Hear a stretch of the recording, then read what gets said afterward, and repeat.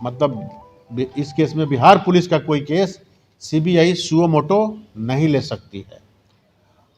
इस केस में जैसा कि ट्वीट से पता चला है गृह मंत्री के कि सीबीआई को केस रेफर हो रहा है, इसका मतलब है कि राज्य सरकार भारत सरकार को पत्र लिखेगी कि ये एक ऐसा संगीन अपराध है जिसको हम लोग चाह रहे हैं कि सीबीआई इन्वेस्टिगेट करे और इसलिए सीबीआई को इन्वेस्टिगेशन दिया जाए। अमूमन इस तरह के जो हत्या और बलात्कार के केसेज जो ऑर्गेनाइज्ड क्राइम टाइप केसेज होते हैं या फाइनेंशियल फ्रॉड होते हैं, उस तरह के केसेस सीबीआई आसानी से ले लेती है। अमूमन इस तरह के केसेस लेने में वो हिचकिचाते हैं क्योंकि इस तरह की वारदातें पूरे देश में चारों तरफ होते हैं और उनके पास रिसोर्सेज का भी अभाव है। लेकिन अगर ऐसा केस जो बहुत ज़्यादा पब्लिक लाइमलाइट में है और जिसमें बहुत ह्यू एंड क्राई है, जिसमें आंदोलन की स्थिति है और बहुत बड़ा जनहित मुद्दा उसमें फंसा हुआ है, तो सीबीआई भी इस केस को इन्वेस्टिगेट करती है। लेकिन सीबीआई से इसका लेकर कंकरेंस और सेंट्रल गवर्नमेंट का जो डीओपीटी है उसको नोटिफाई करता है। एक बार डीओपीटी ने नोटिफाई कर दिया तो सीबीआई ने ऑफिशियली उस केस को ले लिया। फिर सीबीआई जब केस जैसे ही लेती है उस केस के उसके आधार पर एक नया एफआईआर करती है और यहाँ से सीबीआई का जुरिस्डिक्शन उस केस पर शुरू होता है। मानते हैं कि लीपा पोती का पूरा ये है? देखिए, पटना पुलिस का रवैया आप लोगों को मालूम है। पटना पुलिस ने पूरी तरह से लीपापोती का प्रयास किया। एसआईटी का भी रवैया सर ने जैसा बताया आपने देखा ही। सीआईडी के इन्वॉल्वमेंट के बावजूद केस सॉल्व नहीं हो रहा था। इसका मतलब है कि मुख्यमंत्री महोदय भी और गृह मंत्री महोदय भी ये पूरी तरह से इस बात को मानते हैं कि बिहार पुलिस इस मामले को की जांच करने के लिए, अन्वेषण करने के लिए, सॉल्व करने के लिए सक्षम नहीं है। तो ये अपना फेलियर स्वयं स्वीकार करते हैं, तभी ये मामले को सीबीआई को रेफर कर रहे हैं। जहाँ तक सीबीआई की बात है, अनेक ऐसे केसेज हुए हैं राज्य सरकारों में जिसको राज्य की पुलिस जिसका अन्वेषण करने में, जिसका इन्वेस्टिगेशन करने में सफल नहीं रही है, लेकिन सीबीआई हमारे देश की प्रीमियर इन्वेस्टिगेटिंग एजेंसी है और वो उस केस को सॉल्व करते हैं और मुजरिमों को सज़ा दी गई है। उदाहरण के तौर पर अगर हम ले हिमाचल प्रदेश का, तो अभी 2017 में एक केस हुआ था, आप लोगों ने भी सुना होगा, गुड़िया रेप केस हुआ था। उसमें भी बलात्कार और फिर बाद में हत्या हो गई थी। उस केस में भी स्टेट पुलिस ने पहले काम किया लेकिन लोगों को संतोष नहीं था।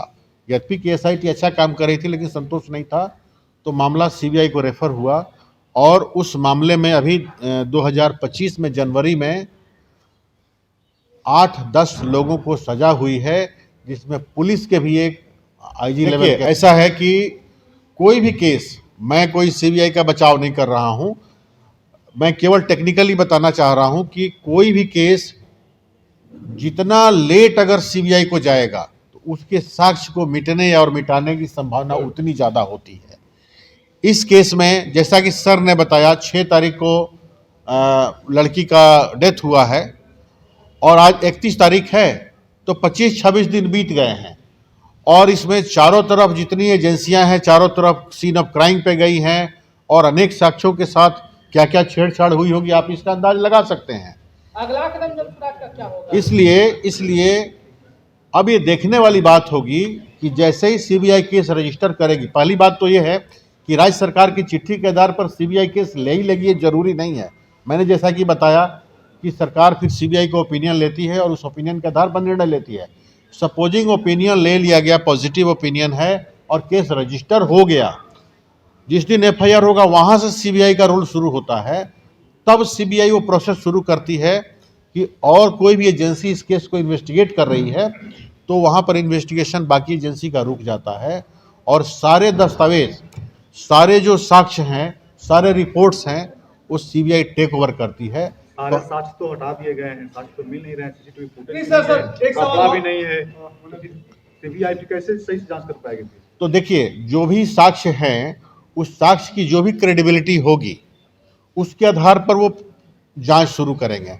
देखिए, सारे साक्ष्य नहीं हटाए जा सकते, कुछ साक्ष्य जो हैं, फॉर एग्जांपल पीएमसीएच का जो मेडिकल रिपोर्ट है, पीएमसीएच का जो मेडिकल रिपोर्ट है वो तो है, it's a matter of record, it's a documentary evidence. उसी तरह से एफएसएल का जो रिपोर्ट है, इट्स ए डॉक्यूमेंट्री एविडेंस। अगर लड़की का बॉडी अगर नहीं अंत्येष्टि नहीं किया गया होता तो हो सकता है कि एक बड़ा मेडिकल बोर्ड गठित करके दोबारा पोस्टमार्टम सीबीआई कराई होती और उससे कुछ और भी चीजें निकलती, लेकिन इस केस में तो वो अब संभावना नहीं है। इस तरह की घटना हर दिन लगभग हो रही है और जब फेरिस्त का इसका पता करेंगे तब पता चलेगा कि एक महीना में दर्जनों इस तरह की घटनाएं हो रही है। तो आप समझ सकते हैं कि जो सरकार इसको भक्षक रक्षक है वही भक्षक बनने का काम कर रही है। पुलिस पर से लोगों को भरोसा उठ जाएगा। इतनी बच्चियां जो पढ़ती है पटना में, यह किसी जाति विशेष और पार्टी विशेष की बात नहीं है, यह वह निर्दोष बच्चियों के साथ सवाल है। और ये पूरे बिहार की जनता और आज जनसुराज भी आपके माध्यम से पूछना चाहती है कि सम्राट चौधरी जी बिहार के गृह मंत्री बुलडोजर बाबा के नाम से अपने को स्थापित कर रहे थे। इतनी बड़ी घटना के बाद, इतनी बड़ी हादसा के बाद आपकी पुलिस चुप क्यों है? आप कहते थे कि हमारी पुलिस स्वतंत्र है, लेकिन पुलिस का जो रवैया है आप और हम सभी देख रहे हैं कि पुलिस निष्पक्ष नहीं है। कोई न कोई इतना बड़ा रसूखदार है, उसके इशारे पर सरकार जो है पुलिस को हथकंडा बना करके मामला को रफा दफा करने की कोशिश कर रही है। लेकिन यह मामला दबेगा नहीं। बिहार के 14 करोड़ लोगों को झकझोर दिया है और बहुत निकट भविष्य में बिहार के सड़कों पर आंदोलन दिखाई देगा और वह आंदोलन से सरकार भी जो है सख्ते में आ जाएगी, सरकार हिल जाएगी और हो सकती है कि यह नीतीश की सरकार इस घटना को झेल नहीं पाए और उसके बाद ये सरकार का खात्मा हो जाएगा। इसलिए मैं आपके माध्यम से बताना चाहता हूं कि इतनी बड़ी घटना के बाद पुलिस की रवैया बिल्कुल ढुलमुल है और रफा दफा करने की साजिश चल रही है। शुरू से लेकर के अभी तक किसी पर सिर्फ कार्रवाई की गई है 2 पुलिस हुक्मरानों पर। वो 2 पुलिस हुक्मरान वहां के थाना प्रभारी और कदम वहां के कौन झाजी है। इसके अलावे आज तक जो वहां से मनीष रंजन जी बंद थे जेल के अंदर, कभी पुलिस ने उनको क्या कहते हैं रिमांड पर लेकर के पूछताछ करने की कोशिश की? नहीं की। जो अग्रवाल का बेटा था उससे पूछताछ करने की कोशिश की? नहीं की। डॉक्टर जो है किस तरह का बयान देता है, डॉक्टर सतीश, आप लोगों ने भी देखा होगा, लगता है कि कोई गुंडा बयान दे रहा है। किसके इशारे पर बयान दे रहा है, किसके सहारे पर वह बयान दे रहा है और उस पर कोई कार्रवाई नहीं होती? इसका मतलब कि पूरा बिहार का पुलिस, पूरा बिहार की सरकार इन लोगों के पीछे है और इन लोगों का हाथ है इस रफा दफा करने में। अगर ये रवैया रहा तो आने वाला बिहार की स्थिति अत्यंत ही दयनीय हो जाएगी। बिहार में किसी बच्ची को इज्जत बचाना मुश्किल हो जाएगा।